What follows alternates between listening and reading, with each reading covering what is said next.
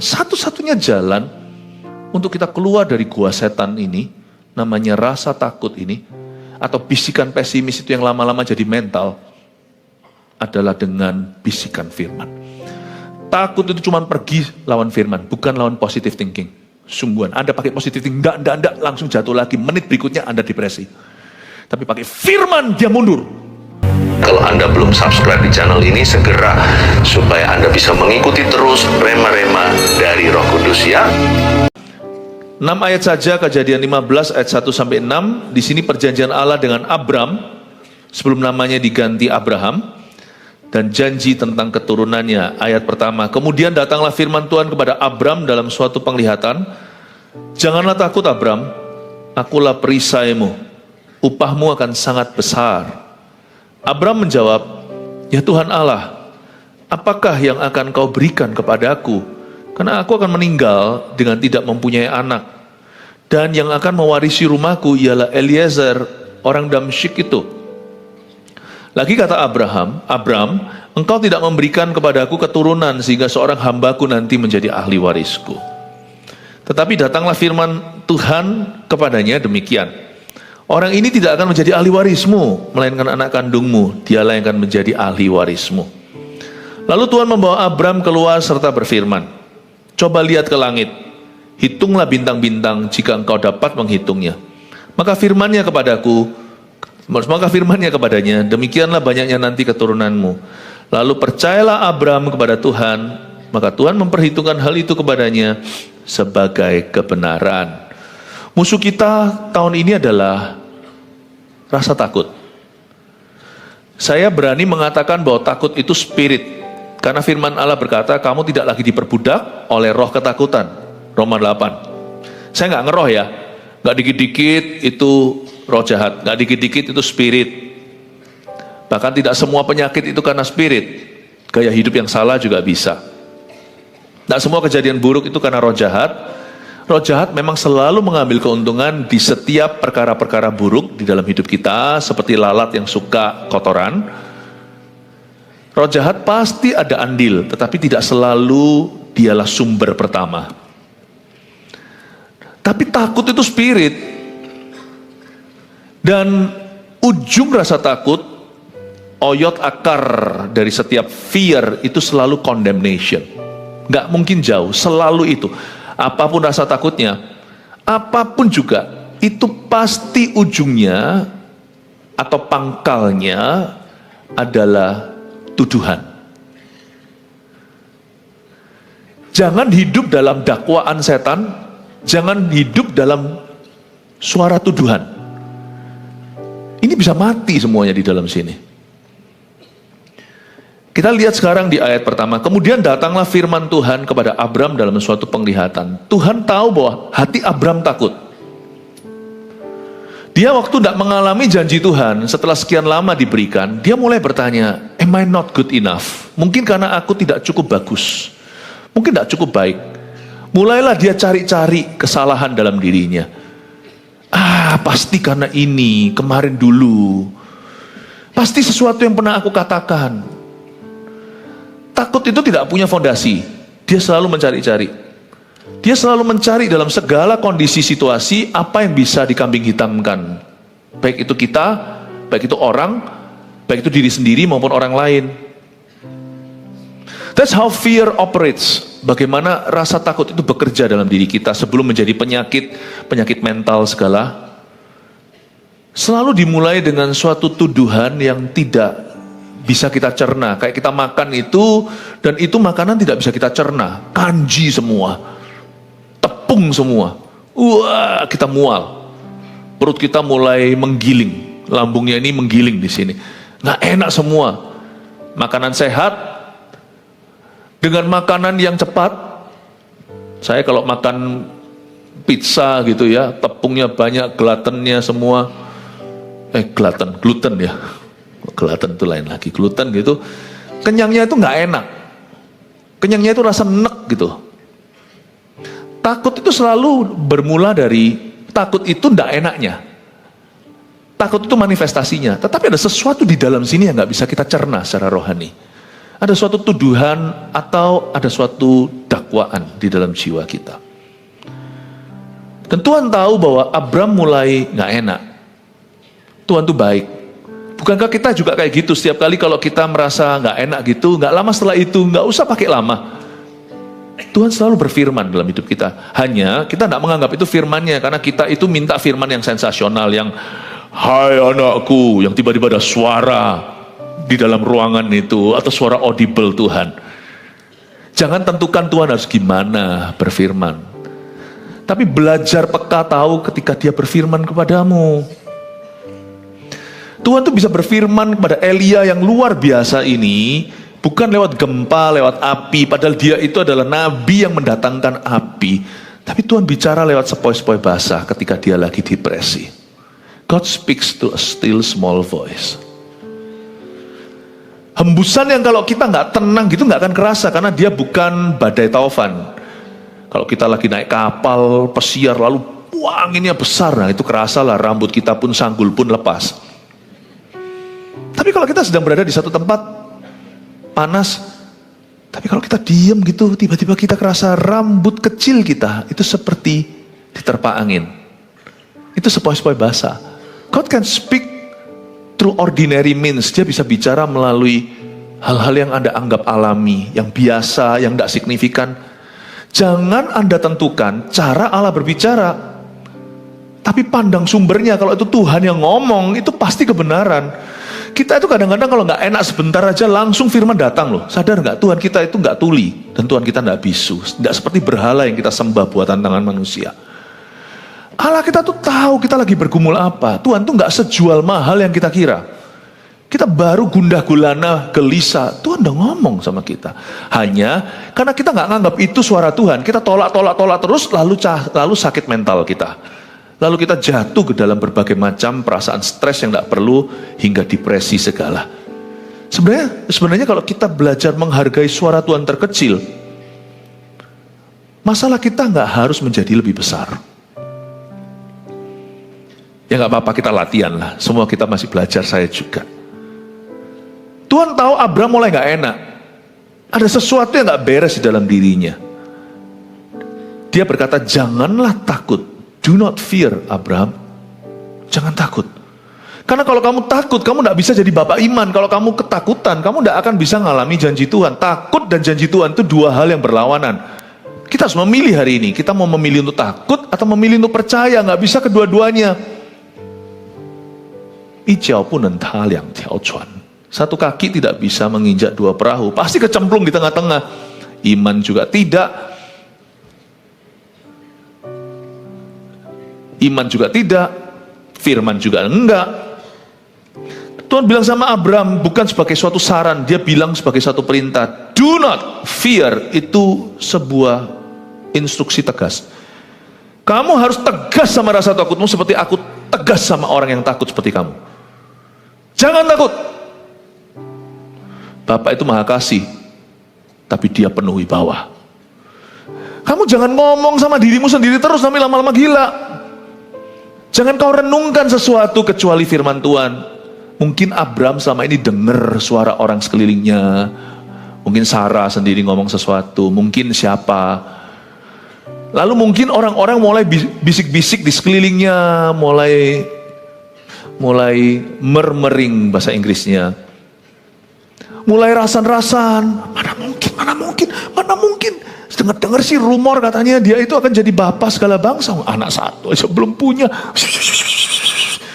Abram lah nggak bodoh lah, dia tahu kira-kira mereka tuh ngomong soal apa, sekalipun nggak dia dengarkan kata-kata mereka lewat raut wajah, mereka tahu. Abram tahu mereka lagi rasan-rasan. Kita aja loh kalau di luar sana itu loh, di foto orang aja kita tahu kok, orang pura-pura seperti handphonean tapi saya bolak-balik alamin itu, saya jatuh korban. Video, tahu lah. Kita kerasa, Abram juga tahu orang-orang ngomong apa. Tapi mungkin itu sudah mulai merasuk ke dia. Dia tanpa sadari mulai masuk ke dalam pikirannya. Tuhan langsung konfrontasi. Hey, my servant, hambaku, jangan takut ya. Akulah perisaimu. kamu itu akan sangat besar. Alasan kamu tidak takut adalah, aku adalah pembela hidupmu. Aku pembela panggilanmu. Apa yang kamu lakukan, kamu keluar dari Mesopotamia, tanah kelahiranmu, Ur Kasdim itu, kamu pergi tinggal di Haran, sekian lama sampai papanya mati, lalu dia pindah ke tanah Kanaan. Aku responsibel, kata Tuhan, aku tanggung jawab penuh. Oh, aku yang suruh kamu kok. Kita tuh harus punya rasa aman sama Tuhan. Kalau Tuhan suruh kita lakukan sesuatu, kalau kita tahu kita di poros kehendak Allah, kalau kita tahu yang kita lakukan dan kerjakan itu adalah kehendak Tuhan, do not fear. Jangan takut what people think, what people say about you. Harus bandel. Kita harus belajar satu art, satu seni namanya cuek. Meskipun kita selalu harus improve, saya ngerti. Kita semua itu pasti harus memperbaiki diri, itu sudah so pasti. Yang namanya orang kalau mengikut Tuhan itu dia akan diubahkan. Tapi kalau circumstance, kalau kondisi keadaan itu menggoyang Anda jangan goyah itu sampai ke dasar. Pada dasarnya itu kita harus aman dulu. How are you? I'm fine, thank you. Apa kabar? Aku baik. Christ is sufficient for me. Kristus cukup bagiku. Jangan lupa fondasimu. Makanya orang Kristen harus membangun di atas dasar yang teguh. Kita harus percaya diri kita itu bukan percaya pada diri sendiri. Percaya diri kita itu akarnya adalah percaya Tuhan. Orang Kristen, anak Tuhan harus confident. Harus percaya diri. Karena orang yang percaya pada Tuhannya, pasti akhirnya dia percaya apa yang ada pada dirinya itu dari Tuhannya. Kecuali kalau ada sesuatu yang mengganggu hatimu, kalau kita tertuduh. Dan tuduhan kita itu ada alasannya. Kalau kita pinjam barang setan, misalnya kalau kita jatuh dalam dosa. Kalau kita melakukan sesuatu yang salah, kita masih lari dari hadirat Allah, dan kita masih lari dari tanggung jawab kita, dan ada sesuatu yang kita belum kembalikan, yang kita ambil dari sesama. Kalau kita ada suatu celah, ya selesaikan. Kalau gitu Anda tidak mungkin bisa percaya diri, karena tuduhannya itu beralasan. Jangan terlalu percaya diri kalau Anda hidup dalam perselingkuhan. Jangan merasa Tuhan di sisimu, karena Tuhan tidak pernah menyertai orang yang salah. Layaklah Anda merasa terdakwa, tapi dakwaan itu jangan diberikan ke setan. Biarkan Roh Kudus yang menginsafkan, sehingga Anda rasa bersalah itu bawa ke Tuhan dalam bentuk pertobatan dan kata-kata penyesalan, supaya beres dengan Tuhan. Tapi kalau kita sudah beres dengan Tuhan, so long that my heart is right with God, kalau hatiku benar dengan Tuhan, I don't care what you think. Aku tidak peduli apa yang orang lain pikirkan. Kalau hatiku benar sama Tuhan, 1000 rebah di sebelahku, 10.000 di sebelah kiriku, kiri kananku ribuan, aku tetap akan berdiri. Jikalau Allah di pihakku, siapa lawanku? Penting, kita itu harus punya defense mechanism atau mekanisme pertahanan di dalam mental kita. Mental itu jiwa. Dan jiwa kita itu harus nimbah air itu dari sumur kita, yaitu manusia roh kita yang diisi dengan firman. Jiwa kita tenang, jiwa itu kehendak, kemauan, keinginan, jiwa itu pikiran, jiwa itu kehendak bebas, jiwa itu perasaan, emoji, emotikon di dalam tubuh kita. Itu jiwa. Jiwa kita itu tidak punya kekuatan pada dirinya. Manusia rohani itulah sumurnya. Kalau manusia rohani kita penuh dengan firman, jiwa kita bisa goyah, tapi tidak akan tergoyangkan. Dia hanya goncang sebentar. Defensive mekanisme kekuatan, mekanisme pertahanan dalam diri kita. Orang Kristen tidak boleh sakit mental. Bisa sakit mental, tapi tidak harus. Kalau Anda tahu di dalam dirimu dia terlebih besar. Orang Kristen juga tidak bisa kesurupan. Kita bisa mengalami oppression, demonic oppression. Kalau kita tidak hati-hati, kita betul-betul akan merasa ditekan. Dan itu roh jahat memang yang menekan kita. Lihat orang kalau tertekan, tapi masuk hadirat Allah, tiba-tiba dilepaskan, dia nangis, lalu plong hatinya. Tapi orang Kristen, anak Tuhan yang lahir baru, tidak seharusnya mengalami demonic possession atau kesurupan. Kalau sampai di taraf itu berarti parah sekali. Entah sudah main okultisme, udah kepahitan, udah jauh dari Tuhan. Jarang terjadi, seharusnya tidak boleh terjadi. Anak-anak Tuhan juga tidak boleh sampai pada titik kehilangan pegangan, karena jiwanya bisa goyang selama manusia rohnya masih makan firman dan masih dalam urapan, jiwanya itu akan selalu ditopang dengan tangan yang tidak terlihat, spiritual hand.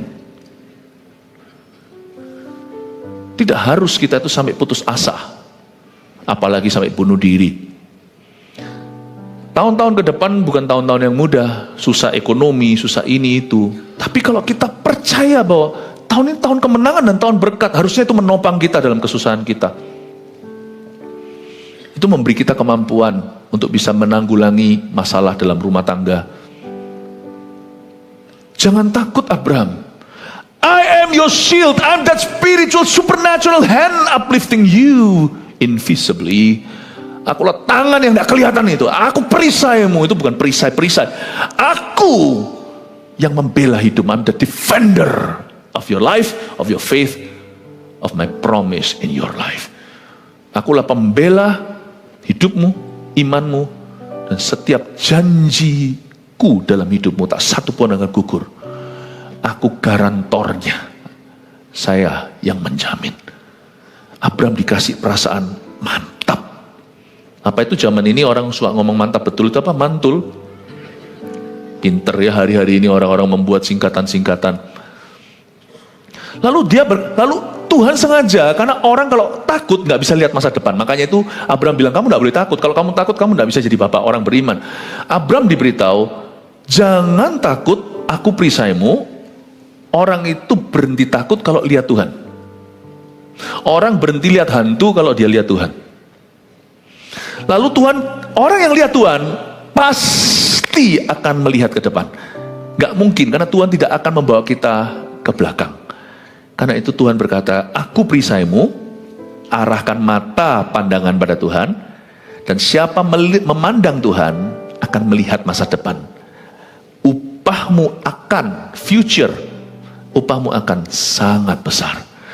What will happen di depan sana, pikiranmu sudah skenario terburuk.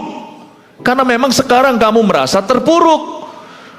Tapi yang terjadi nanti itu dapat diwakili dengan satu kalimat ini. What will happen to you, bahasa Inggrisnya dulu, is too good to be true, but it's true. It will happen to you. Apa yang terjadi nanti? Yang Anda kira tak mungkin terjadi, kayaknya mimpi kali ya. Mana mungkin hal seperti ini bisa terjadi atas hidupku, itu yang akan terjadi dalam hidupmu.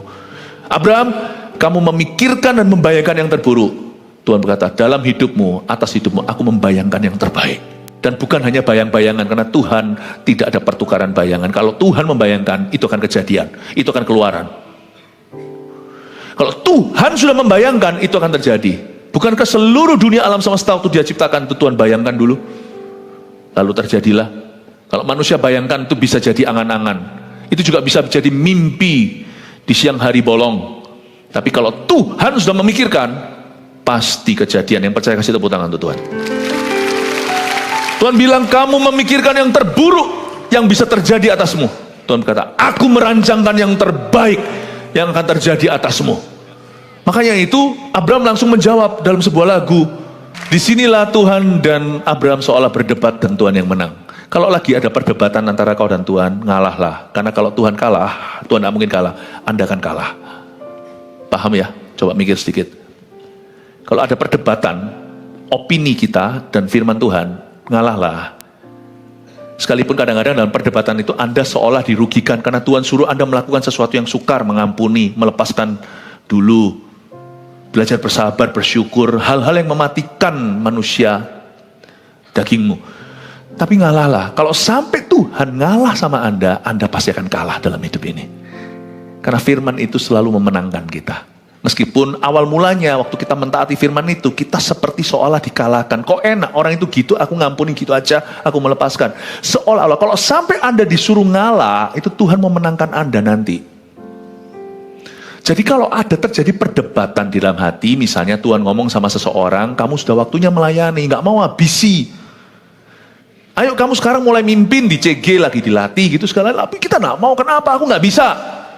Ayo multiplikasi, membelah, gak mau, kami akrab. Kami sudah seperti saudara kembar semua, cuman jumlahnya 50 di CG itu udah bukan CG itu bukan CG udah.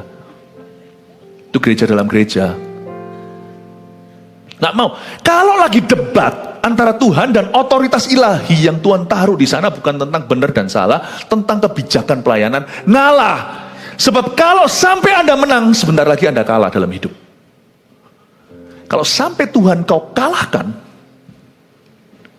berarti Tuhan give up sama Anda. Kalau sampai Tuhan ngalah dengan Anda, berarti Anda tidak dicinta. Yakub itu, meskipun akhirnya Tuhan izinkan dia menang dalam pergulatan itu, tapi dia dipukul di pangkal pahanya sampai dia pincang. Tuhan tunjukkan, sorry ya, lu gak menang. Aku kasih kamu kemenangan. Kamu gak menang lawan aku. Tapi setelah dia pincang inilah, janji Tuhan digenapi, Esau didamaikan. Kalau sampai Anda kalah, sebentar lagi Tuhan buatmu menang. Buat Anda menang. Coba nih, sekarang bingung gak menang kalah menang ini? Saya harap kita mengerti. Saya beritahu ya, orang termudah untuk kita bergaul adalah Tuhan. Karena Tuhan itu paling tulus. Di seluruh dunia gak ada setulus Yesus. Orang itu apa adanya itu Tuhan itu. Udah gak usah Anda reka-reka. Kalau Tuhan bilang A, B, B. Kalau manusia bisa pura-pura. Tapi pribadi yang paling sulit sekali, sukar sekali untuk kita taklukkan. Dan pribadi yang paling the hardest person, orang yang paling sulit di dunia ini, kalau soal berdebat, itu Tuhan. Saya dapatkan kalau bergaul dengan Tuhan itu susah-susah gampang. Gampang karena Tuhan apa adanya, susah banget karena Tuhan selalu menang. Dan Tuhan selalu benar. Kadang-kadang saya itu sama Tuhan itu hubungannya bittersweet, tahu enggak? Manis pahit. Manisnya itu saya bisa nangis dalam hadirat Allah, tapi pahitnya itu kadang-kadang kalau saya lagi salah hatinya, atau kudu mau salah, atau hati saya itu kudu berontak, atau nggak mau lah pokoknya nurut, itu rasanya orang terakhir yang saya mau temui itu Tuhan Yesus. Karena saya tahu ketemu Tuhan, iya kan? Yunus kan gitu kan waktu dia lari, iya kan? Diampuni kan ini kan? Susah lah sudah, terus terang aja.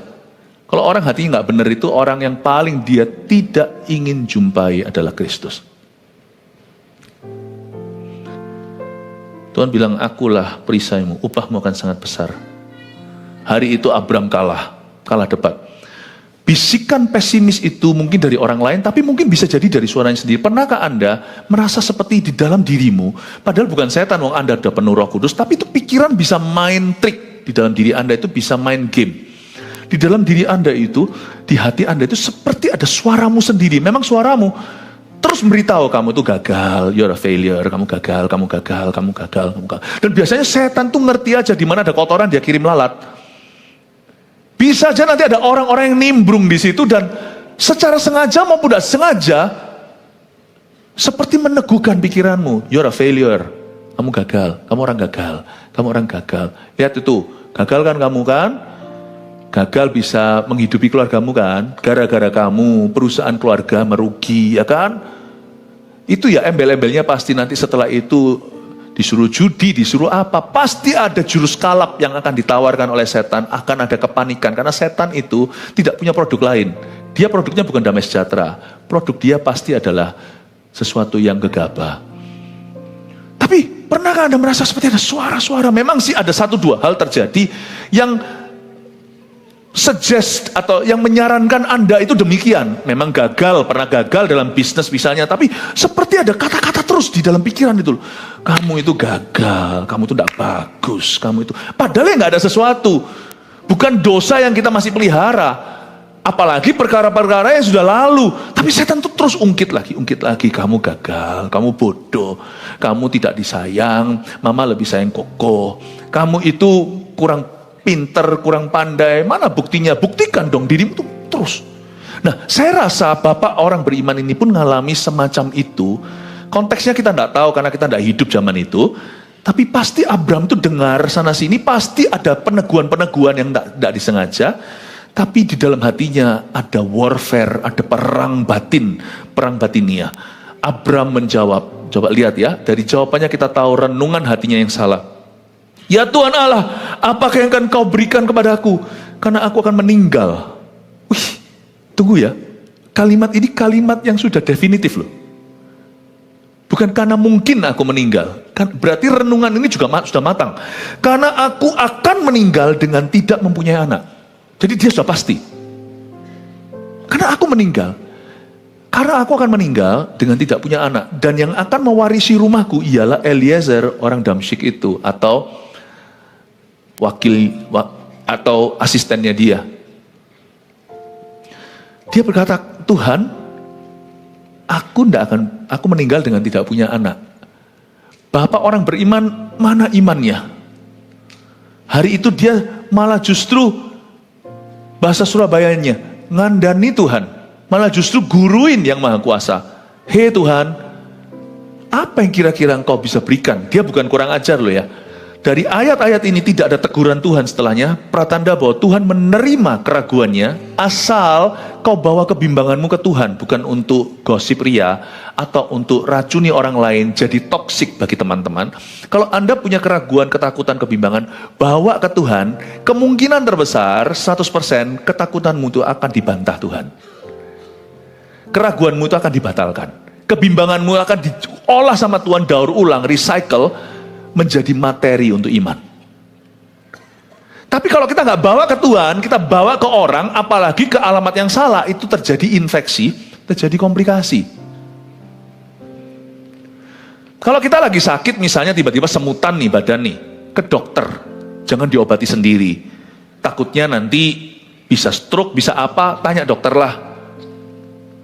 Daripada diobati sendiri, dikasih ini, tempeli koyo sendiri, tapi kalau sudah istilahnya semutannya sudah setengah badan, menurut saya Anda lebih baik pergi ke rumah sakit segera, karena mereka yang diberi, mereka yang punya ilmu, pengetahuan, dan kemampuan. Jangan coba Anda garap sendiri yang Anda tidak kuasai. Ketika Anda takut untuk masa depan, Anda tidak menguasai masa depan, jangan datang ke orang. Datang ke Tuhan, karena dia yang punya kuasa. Dan untungnya Abram membawanya kepada Tuhan, tidak terjadi infeksi, malah justru terjadi transformasi. Dia berkata, Tuhan, apa yang akan kau berikan? Karena aku akan meninggal dengan tidak punya anak, dan yang akan mewarisi rumahku ialah Eliezer, orang Damsyik itu. Abram sangat manusiawi, jadi saya sama sekali tidak menghinanya. Saya tidak berkata dia bapak orang beriman, tapi tidak punya iman. Tapi bapak orang beriman ini lahir dari keraguan seperti Anda dan saya, berarti kita juga bisa menjadi orang beriman. Abram sangat manusiawi, artinya sama seperti kita. Dalam konteks di mana supranatural belum terjadi, dia selalu akan cari best option, opsi yang terbaik. Opsi terbaik, plan B-nya Abram, bukan plan B-nya Allah. Plan B-nya Allah itu adalah kalau kita gagal di tangan pejunan, maka periuk itu akan menjadi suatu bejana yang lain. Tapi kalau plan B kita itu artinya plan A Tuhan nggak ada, ya sudah, aku pakai caraku sendiri. Abram memang punya bakat alam di sana, nanti ada Hagar. Tapi kali ini dia memproposalkan ke Tuhan, Tuhan, gimana kalau Eliezer aja orang Damsyik itu, karena dia itu jujur. Dan dia ini orang Damsyik yang sudah dari sejak muda ikut aku. Jadi ya sudah wis, gini aja, perjanjianmu diteruskan ke dia. Lagi kata Abram ayat 3, engkau tidak memberikan kepadaku keturunan sehingga seorang hambaku nanti menjadi ahli warisku. Ini bukan kurang ajar, tapi dia sangat realistis. Iman itu tidak fantastis. Siapa yang mengira iman itu sensasional, Anda salah. Iman itu selalu mulai dengan sebuah realita, kita bergumul itu jadi berlian. Tidak ada mutiara itu yang timbul. Kalau mutiara dibikin dari pabrik itu nggak ada harganya. Murah maksudnya. Tapi kalau mutiara itu dari kerang sungguhan, itu di bawah dasar lautan. Kalau mutiaranya itu dari itu, nah itu mutiara sejati. Itu berharga sekali. Berlian kan juga dari earth atau dari bumi, dari perut bumi. Kalau mau buat berlian-berlianan itu banyak palsuan. Yang itu pabrikan. Iman yang sejati tidak lahir dari perasaan, tapi dari pergumulan. Through your suffering, through your struggles, melalui pergumulan Anda, itu ditempa sama Tuhan menjadi bubuk iman. Dan Tuhan berkata kepadanya di ayat 4, tapi datanglah firman Tuhan kepadanya. Bisikan pesimis ini, Abram udah penuh, udah kenyang. Pesimis. Ya, dan mungkin mulutnya hari-hari itu sudah pesimis sekali. Belum lagi dia tinggal di antara orang-orang yang najis lidah pula. Dia sudah mendengarkan kata-kata tidak percaya itu sudah menjadi makanan sehari-hari. Tapi datanglah firman Tuhan kepadanya, dibantah sama yang Maha Kuasa, tahu nggak? Dibantah. Kalau setiap kali Anda takut, lalu takutan itu selalu ada bantahan, berarti takutan itu bukan dari Tuhan. Kalau Anda takut berbuat dosa, lalu habis itu bukan dibantah, Anda masuk ke hadirat Allah, diteguhkan, jangan kau lakukan itu. Nah, itu bukan rasa takut yang salah. Ketakutan yang sama Tuhan dikonfirmasi, itu peringatan jangan. Tapi ketakutan yang dibantah sama Roh Kudus, baru ke gereja langsung dapat khotbah itu. Nanti saat teduh secara pribadi dapat khotbah itu. Mungkin kita sudah nggak mau saat teduh, lagi males nih cari hadirat Allah, hatinya sudah tawar dan hambar. Nanti keluar sana tiba-tiba teman kasih ayat, atau tiba-tiba kita buka Alkitab kita yang apps itu muncul ayat itu, semua kok rasa takutku tuh dibantah penuh ya sama Tuhan. Jangan kau kira itu kebetulan loh, Tuhan memang membantahmu.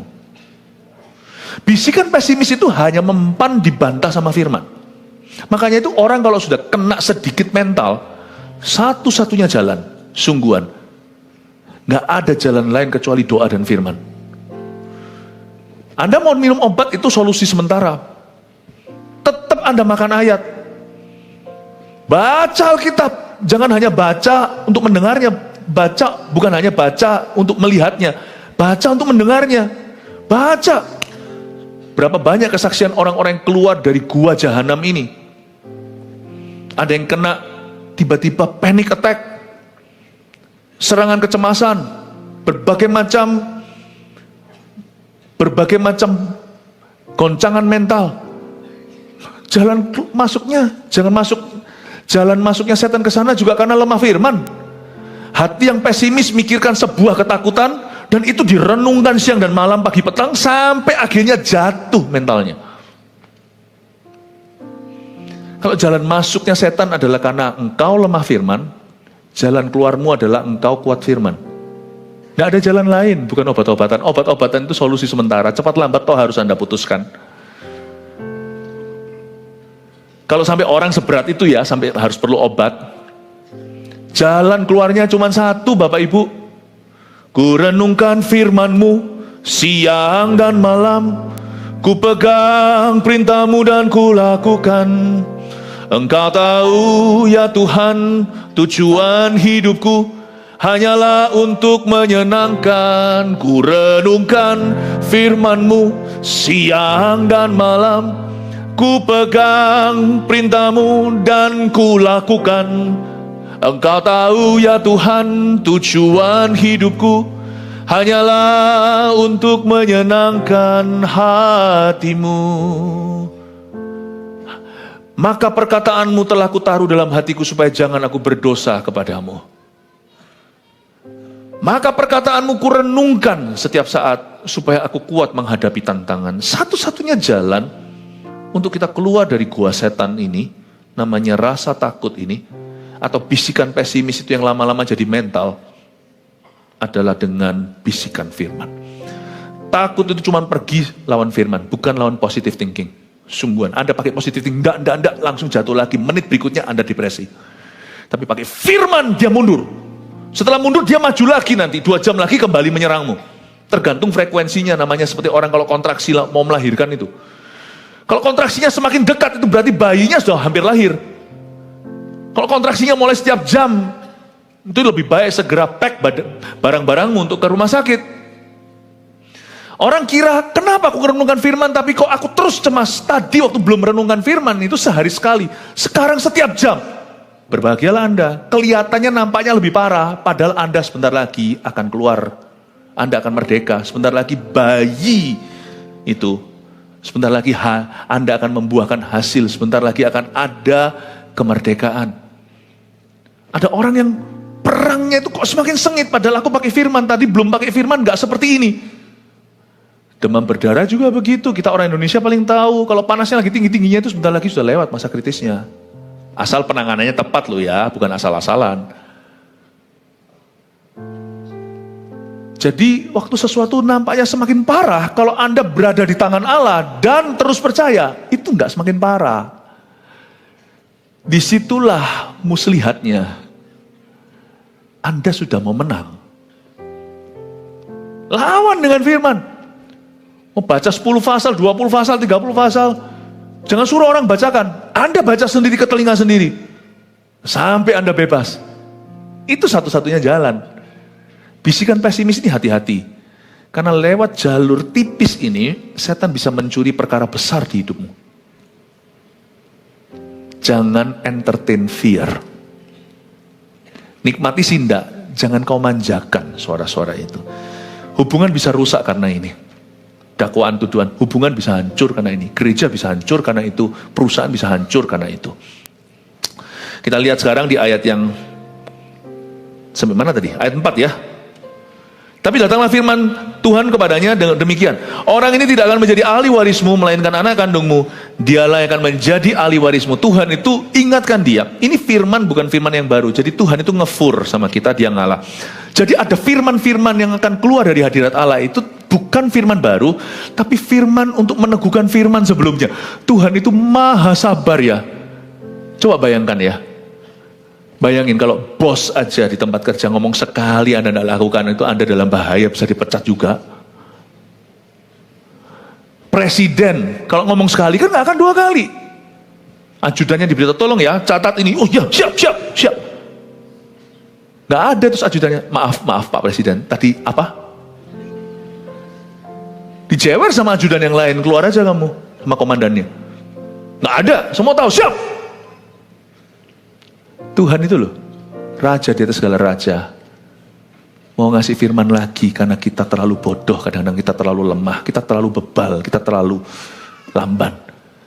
Ayat ini gak harus keluar, tapi Tuhan membawa Abram, tapi datanglah firman Tuhan kepadanya. Demikian, ini kedua kali, firman yang sama. Orang ini, tak ulang ya, kata Tuhan, orang ini tidak akan jadi ahli warismu. Yang akan menjadi ahli warismu, saya tambahi karena memang ayat dalam bahasa Inggrisnya berbunyi begitu, someone from your body, seseorang dari badanmu. Eliezer ini bukan darah dagingmu. Yang nanti jadi ahli warismu itu putramu sendiri, lahir dari Sarah. Tuhan itu kalau ngasih janji spesifik. Jadi kalau fear, pahami ya, bisikan pesimis atau rasa takut, condemnation, dakwaan itu selalu main game, selalu selalu main di sini. Generalisasi.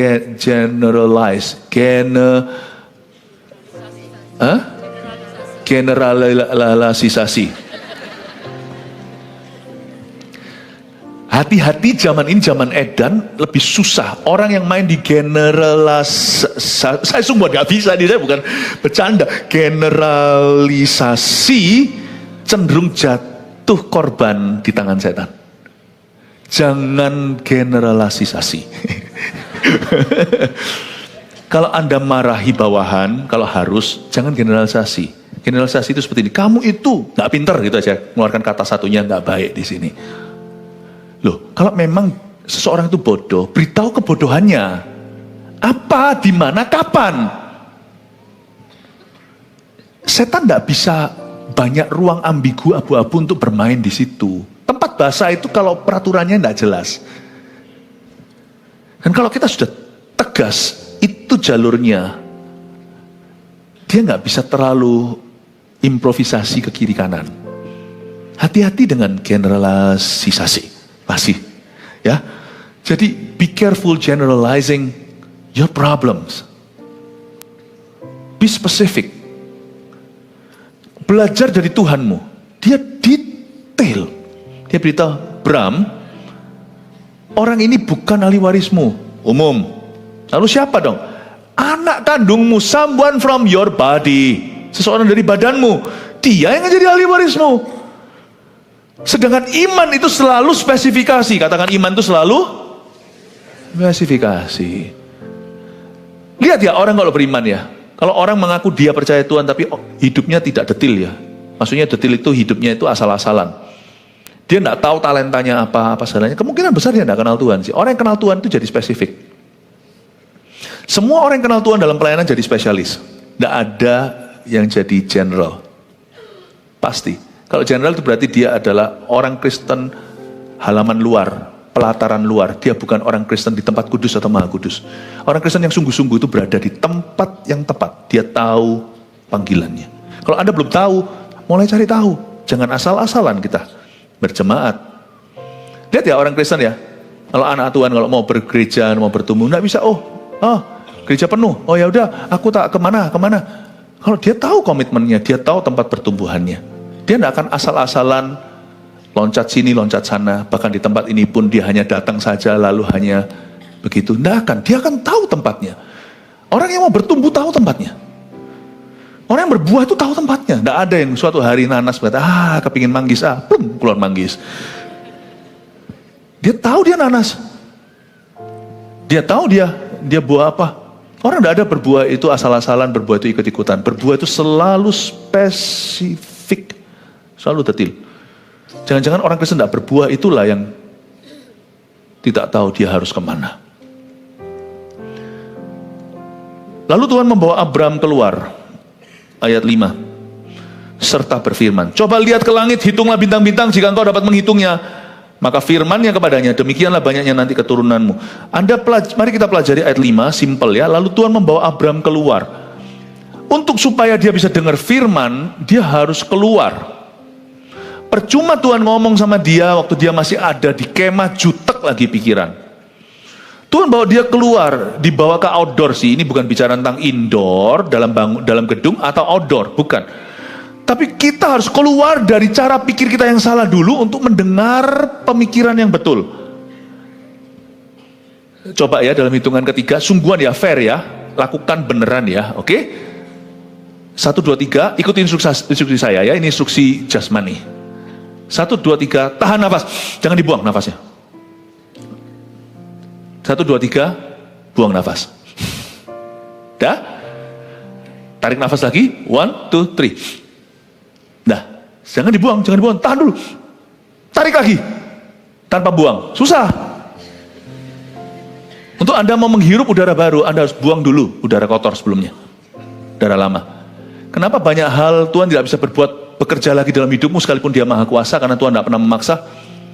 Kenapa Tuhan tidak bisa bekerja lagi di dalam hidup seseorang? Mandul janji orang itu, karena orang itu masih berada dalam pikiran lama yang salah dan dia bertahan bercokol di sana. Tuhan berkata, kamu keluar, get out. Get out of that. Hal-hal itu yang membuat kamu jadi kayak gini. Ini Abram yang ku tahu kah? Ini Abram yang ku kenal kah? Masa ngomongnya begini? Tuhan, apa yang bisa Engkau berikan? Aku tidak punya anak, tidak akan punya anak. Yang mewarisi rumahku nanti itu. Orang ini lalu malah bisa bilang, kau tidak akan makan. Sudah tahu Tuhan lagi, lebih tahu dari siapapun, kau tidak memberikan kepada aku keturunan, kau tidak akan memberi aku nanti seorang anak. Get out of that, bertobat dari itu. Tuhan tegur hambanya dengan lembut dan dengan kasih. Tobat dari itu. Kalau kamu tidak tobat, aku tidak bisa membuatmu penuh. Repent. Bukan bertobat dari amoralitas, asusila, tapi bertobat dari pikiran yang salah. Tobat, Bram, tobat. Setelah kamu tobat, kamu keluar. Sekarang kamu lihat. Nah, Tuhan kasih dia satu game. Ini bukan game, tapi sebuah perbuatan. Katakan sebuah perbuatan. Katakan sebuah pekerjaan. Tuhan kasih dia satu job. Coba kamu lihat ke langit, hitunglah bintang-bintang jika engkau dapat menghitungnya. Lucu ini, nggak mungkin bisa. Kalau dia hitung bintang itu 1, 2, 3, 4, 5, 6, 7, 8, 9. Hitung sampai ke 15, lupa bintang pertama di mana, apalagi kalau gerak atau goyang, dia harus hitung ulang. Tuhan memberi dia sesuatu yang seemingly an impossible task, atau sebuah tugas tanggung jawab yang mustahil untuk dilakukan, tapi Tuhan tetap suruh dia lakukan itu. Kalau dia belum ngerti, belum bisa kuasai kemustahilannya, karena menghitung bintang itu mustahil, kuasai dulu pekerjaannya. Tuhan ajari kita yang namanya the works of faith. Bahasa Inggris, yang bisa bahasa Inggris ngomong sama saya, the works of faith. Bahasa Indonesianya, Tuhan memberi kita yang namanya perbuatan iman. Katakan perbuatan iman. Katakan lagi perbuatan iman. Kadang-kadang kita belum bisa menguasai imannya, karena iman itu penuh kemustahilan. Kita harus terlebih dulu melakukan perbuatan iman itu. Jadi ingat nih, orang kusta, gak ada satupun yang pernah sembuh dari perjanjian lama. Disuruh sama Tuhan Yesus, gak sembuh di tempat, suruh ketemu imam. Imam itu adalah dokter yang bisa memverifikasi kesembuhan ini. Mereka bisa aja ngomel, terus orang-orang kustanya, apa ini? Datang ke Tuhan kok nggak disembuhkan. Udah kamu jalan dulu ke dokternya, pergi ke imam. Imam itu juga punya lisensi, izin untuk bisa ngecek penyakit yang mematikan ini kusta. Karena itu berhubungan dengan seremoni agama di Yahudi, di Israel. Jadi waktu mereka jalan, mereka itu melakukan perbuatan iman. Iman mereka masih belum ada atau masih pas-pasan, baru biji sesawi aja. Waktu mereka jalan itu, gunung pindah. Kadang-kadang kita datang gak dira Tuhan, tolong, tapi Tuhan kok suruh aku melayani ya? Kita lakukan perbuatan iman itu, pertolongan Tuhan datang. Nggak tahu di kilometer berapa. Kenapa ya? Kenapa ya kok justru saya dikasih Tuhan satu job to do?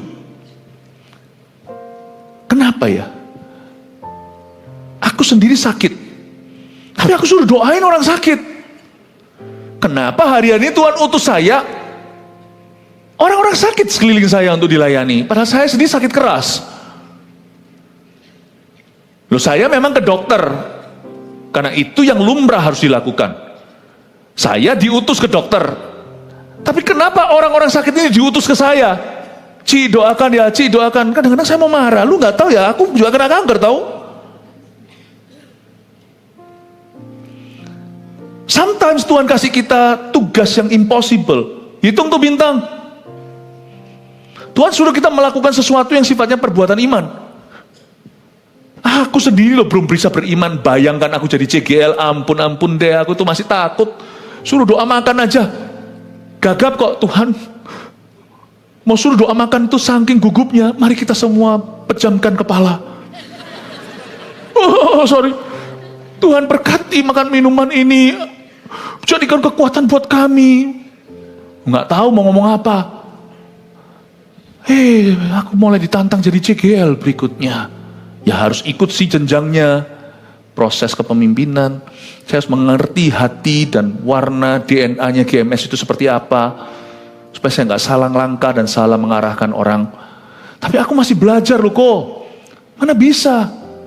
Kalau sudah dipercayai, anggaplah Tuhan suruh Anda melalui pemimpin Anda untuk coba hitung bintang.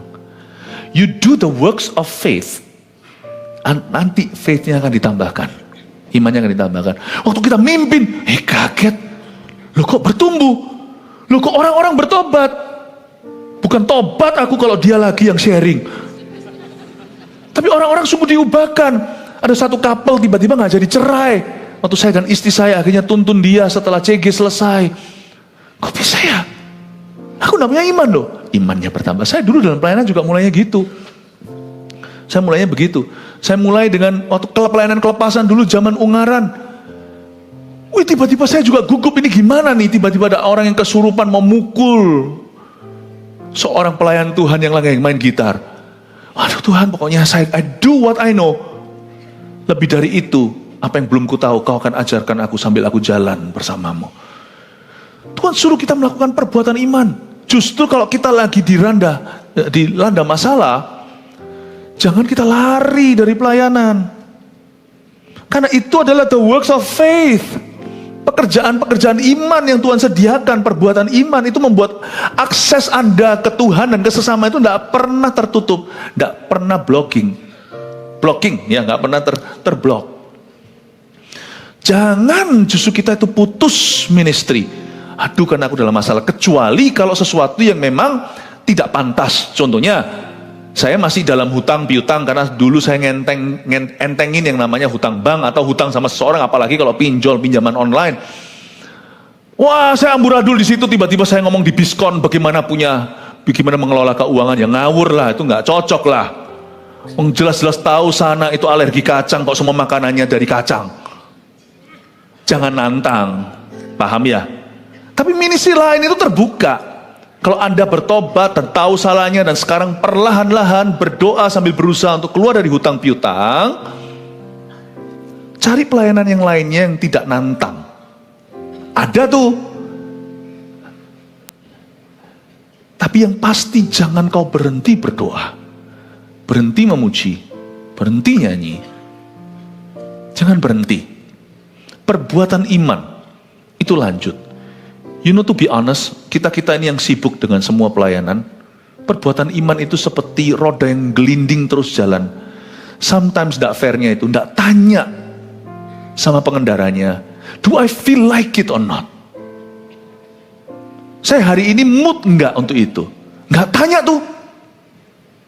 Pernahkah Anda tanya sama WL-nya tadi seperti misalnya Koredo, lagi mood enggak hari ini nyanyi?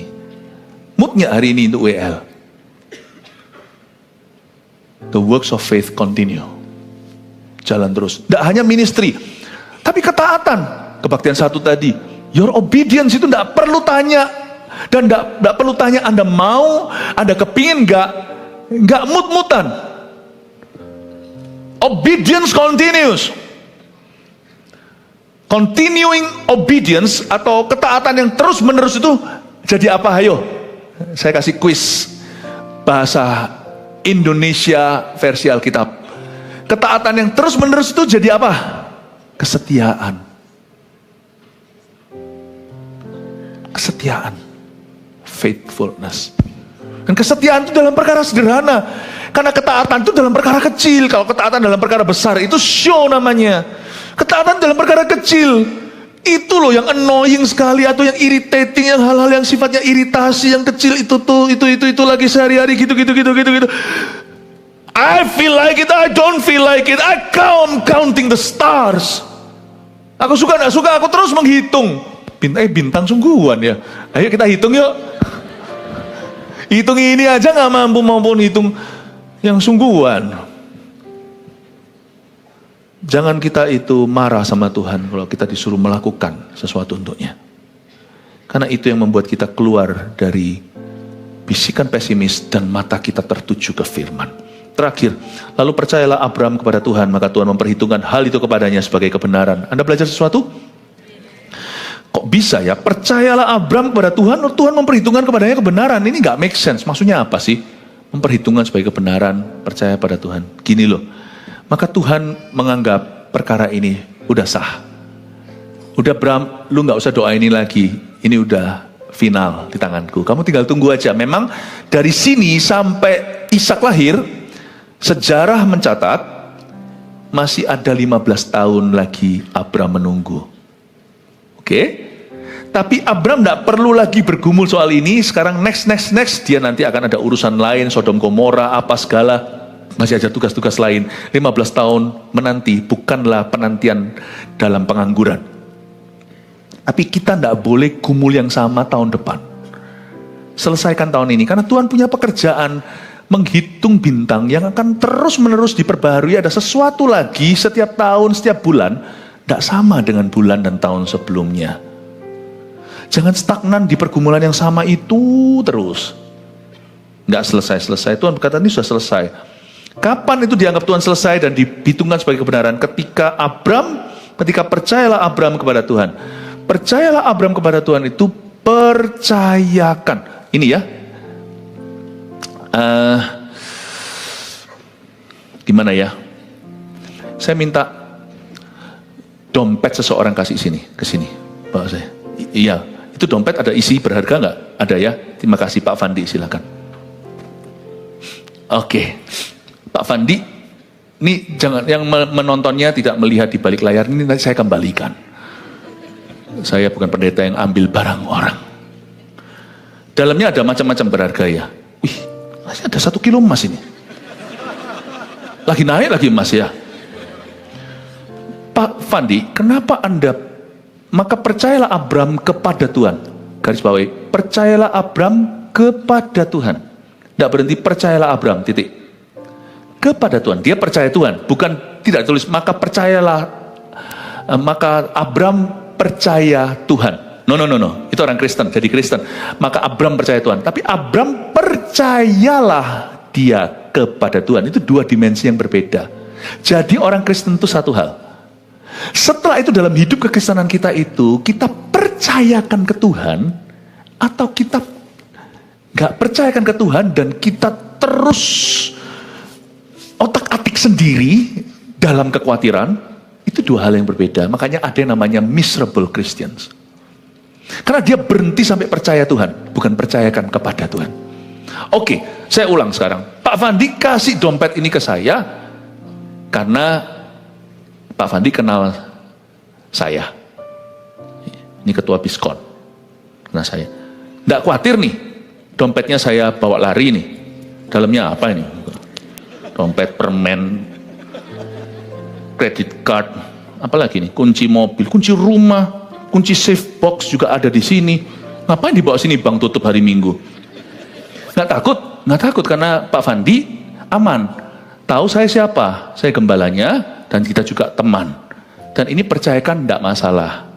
Ya, misalnya kalau Pak Fandi kasih dengan orang di luar sana nggak kenal, lalu habis itu berkata, orangnya tanya, nama saya Joko misalnya. Oh iya Pak Joko. Percaya nggak nama saya Joko? Saya percaya Pak Joko. Oke. Percaya Pak Joko dengan percayakan dompet ini ke Pak Joko beda hal. Dan Tuhan tidak kagum kalau Anda hanya percaya Tuhan, wong setan aja percaya Tuhan. Roh jahat itu tahu, coba lihat kalau kelepasan. Wah, Yesus aku takut. Tahu dia kenal, Paulus dia tahu. Yesus dia kenal. Tuhan tidak impress kalau Anda percaya Tuhan. Setan juga percaya Tuhan. Ketika Abraham berkata, oke deh, ku percayakan. Tuhan kata, ini orang benar. Bukan orang Kristen aja, orang benar. Jangan jadi orang Kristen yang miserable. Terima kasih Pak Fandi, saya kembalikan kunci mobilnya. Terima kasih. Anda dan saya berhenti sampai percaya Tuhan? Religion, agama, atau realita hidupku ini satu-satu ku percayakan pada Tuhan. My relationship ku percayakan. Kalau Tuhan berkata jangan jadi sama orang yang tidak sepadan iman, aku percayakan meskipun aduh Tuhan, aku mau jadi sama orang itu tapi dia bukan orang Kristen, aku percayakan, I say no. Malah yang perempuan dikejar sama lakinya, jelas-jelas beda agama. No, can you trust your future? Padahal di sini ada aji mumpung sesuatu yang sudah tampani Anda, sesuatu yang sudah tangkap tangan. Can you trust? Di sini bedanya belief dan trust. Belief is easy, belief itu doktrin teologi. Trust itu life. Percayakan. Kalau orang yang percayakan ke Tuhan di sini yang akan mengalami berkat mujizat Allah nantinya. Karena waktu Tuhan berkata sesuatu dalam hidupmu kau percaya, sesuatu akan terjadi. Amin. 1 Petrus 4 ayat 7. Kesudahan segala sesuatu sudah dekat. Karena itu, kuasailah dirimu dan jadilah tenang, supaya kamu dapat berdoa. Saudara yang terkasih, terima kasih telah mendengarkan firman Tuhan hari ini. Jangan lupa untuk dukung terus channel ini dengan cara subscribe, like, share, dan juga komen. Agar saudara kita yang lain juga boleh terberkati. Tuhan Yesus memberkati kita.